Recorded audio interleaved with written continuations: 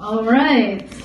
Okay, well, people always ask me, because, like, how did you move to Kingston, New York? And it actually starts with Kingston, Jamaica. So basically, I have a theory that my Jewish Israeli mom started COVID so that I would move back in with her. Because I was living in Brooklyn, my life fell apart and I had no choice. And it was just supposed to be 2.5 months and it turned into 2 years.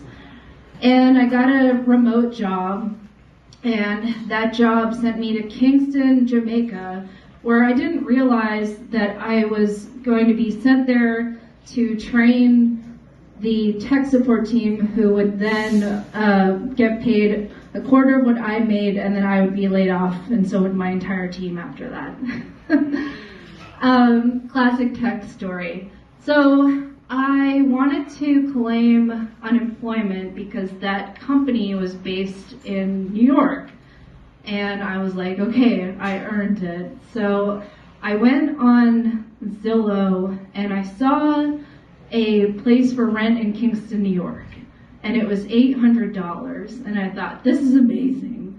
And that's how the realtor made it out to seem as well. She was like, oh yeah, like you're in this room, but then outside you're in Park Slope.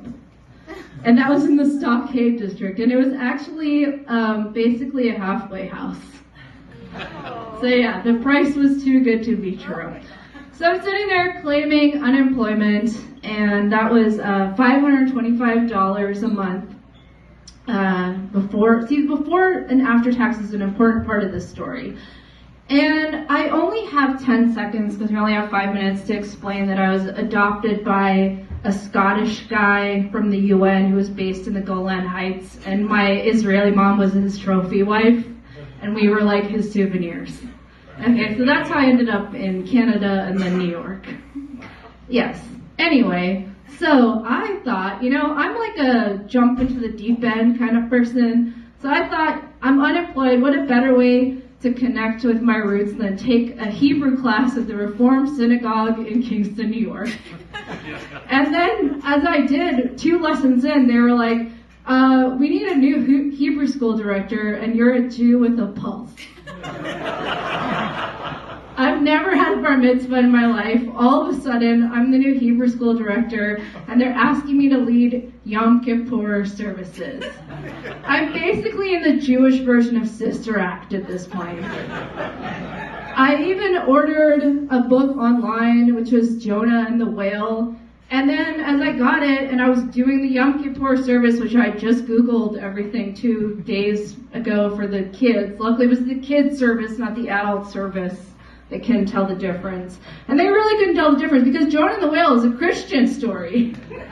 And so as I was reading it, I had to just blur out any references to Christ. But none of their parents knew the difference, and they all said I did a great job.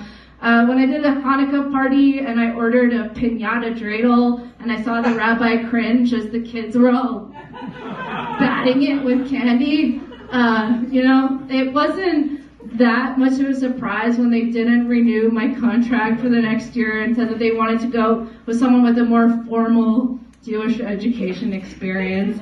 I also recruited the volunteer teachers from places such as the Honky Tonk in Kingston because the guy I was wanted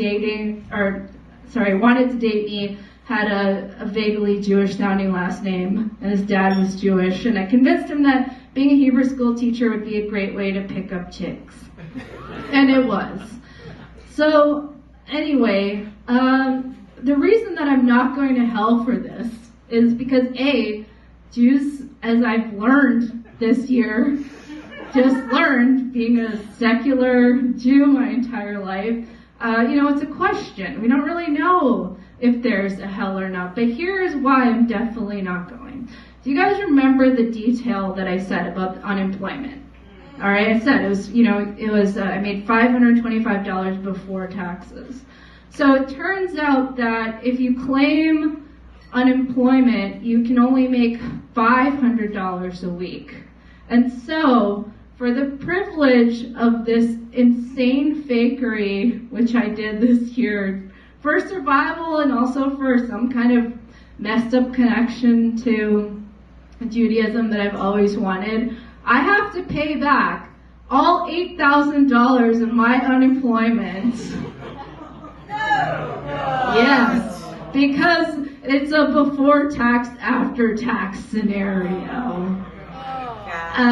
So yeah, it's kind of wild. And then right after, as I was let go, I went back to my hometown to visit my Israeli mom, like I said, the souvenir trophy wife, who I love very much, but has made some questionable choices in her life, as we all have, you know. I'm going past my hometown cinema, and I look at the marquee, and there's a movie, Between the Temples.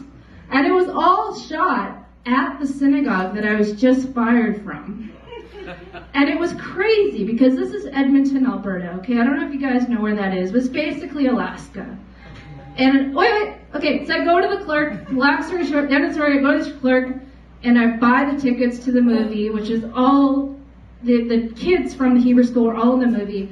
And I go to the movie thing and I say, hey, can I have a ticket to this movie? And I said, you know, I was the director of this Hebrew school and I live next door and I moved to Kingston and unemployment and everything. And the clerk just goes, yeah, that'll be $13. Thank you.